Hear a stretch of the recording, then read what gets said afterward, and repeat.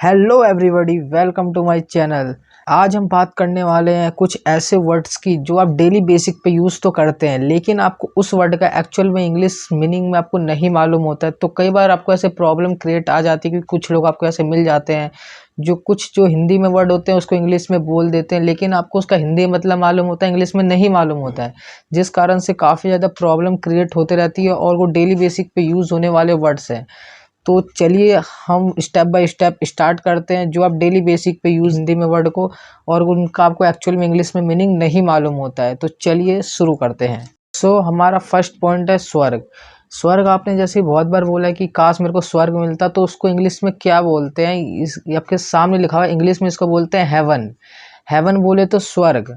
दूसरा बात करते हैं नर्क, इस व्यक्ति को नर्क में जगह नहीं मिलेगी तो उसको बोलते हैं, नर्क को इंग्लिश में बोलते हैं हेल। एकदम सिंपल वर्ड है, माइंड में आराम से सेट हो जाएंगे, इसलिए थोड़ा सा ध्यान से और कॉन्सेंट्रेट से आप समझने की कोशिश करना। तीसरा पॉइंट है चिंता, जो आजकल हर मोस्टली व्यक्ति को हो ही जाती है, डेली बेसिक होती है कि मुझे चिंता है।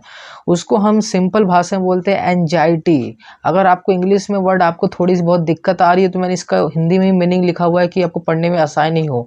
चिंता का मतलब होता है एंजाइटी और ये हिंदी में भी मैंने लिखा हुआ है, तो इसलिए आराम से तसल्ली से पढ़िए। एंड हमारा फोर्थ पॉइंट है बेचैन। बेचैन को हम इंग्लिश में बोलते हैं एंकस। एंकस अगर आपको हिंदी में अगर समझ में आ रहा है तो हिंदी में याद कर लीजिए एंकस, अगर आपको इंग्लिश में समझ में आ रहा है तो इंग्लिश में याद कर लीजिए, क्योंकि ये बहुत ज़्यादा इंपॉर्टेंट वर्ड है जो आपके डेली बेसिक पे यूज़ होते हैं, बहुत बार यूज़ होते हैं। एंड हमारे फिफ्थ पॉइंट पे जाते हैं प्यासा। प्यासे को बोलते हैं थ्रिस्टी। थ्रिस्टी बेसिकली एक लड़की का नाम भी हो सकता है, तो आप इसको आप कैसे भी आपको जो सुटेबल लगता है आप उस हिसाब से अपने माइंड में याद रख सकते हैं। प्यासे को थ्रिस्टी कहते हैं, एकदम सिंपल भाषा में। फोर्थ है पसीना, जो गर्मी के टाइम में मोस्टली बंदों को, क्या हर बंदे को आता है जो एसी से बाहर निकलता है, बाहर जाता है, तो उसको डेफिनेटली पसीना आता है। हिंदी में हम पसीना बोलते हैं, इंग्लिश में बोलते हैं स्वेट। अगर आपको इंग्लिश में दिक्कत हो रही है तो हिंदी में भी मैंने लिखा हुआ है स्वेट, ठीक है। और जाते हैं हम सेवन्थ पॉइंट पे, तो इसका मतलब है ठंडा करना। ठंडा करना मतलब कि मीन्स पानी ठंडा करने का नहीं है ये। कूल डाउन का मतलब होता है कि आप बंदा कोई गुस्से में उसको आप शांत कर रहे हो तो बोलते हैं cool down bro, cool down. And eighth point है गर्म करना। गर्म करना मतलब होता है हीट अप। यार इसको यार गर्म करो, यार भड़काओ, हीट अप ऐसे। इसलिए ये ज़्यादातर ये फ्रेंडली सर्कल में ये गर्म करना बस यूज होता है, जो ऐसी एक तरह की मस्ती होती है। एंड हम नाइन्थ पॉइंट की बात करते हैं साथी।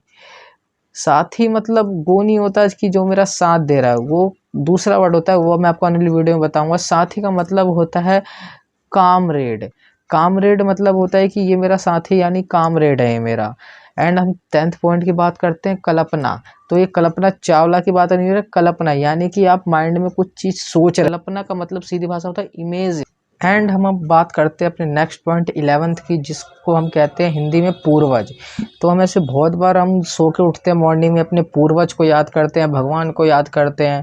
तो ये पूर्वज आपने हिंदी में तो बता दिया कि मैं अपने पूर्वज को याद कर रहा हूँ, लेकिन कोई आपको मान लो कि कोई कुछ ज़्यादा शो ऑफ अंग्रेजी करने वाला व्यक्ति मिल गया, बोलेगा कि आई एम इमेजिन द पूर्वज, तो वो आपको इतना मतलब कि इंग्लिश में बोलेगा, आपको समझ में नहीं आएगा।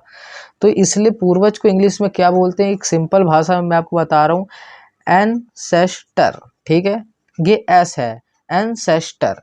आप कोई भी माइंड में कर लेना कि मैं अपने एनसेस्टर को याद कर रहा हूँ। जिस बंदे को इंग्लिश में दिक्कत हो रही है वो हिंदी में भी ऐसे वर्ड तोड़ तोड़ के पढ़ सकता है, एनसेस्टर। तो वो सिंपल सी भाषा है, कुछ वर्ड हैं जो आप डेली बेसिक पे यूज़ करेंगे तो आने वाले टाइम में आपको काफ़ी ज़्यादा बेनिफिट होगा।